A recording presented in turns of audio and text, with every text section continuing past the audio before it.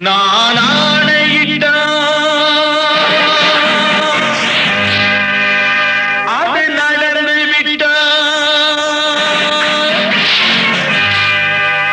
நான் ஆணையிட்டால் அது நடந்து விட்டால் இங்கு ஏழைகள் வேதனை படமாட்டார் உயிர் உள்ளவரை ஒரு துன்பமில்லை அவர் கண்ணீர் கடலிலே விழமாட்டார் அவர் கண்ணீர் கடலிலே விழமாட்டார்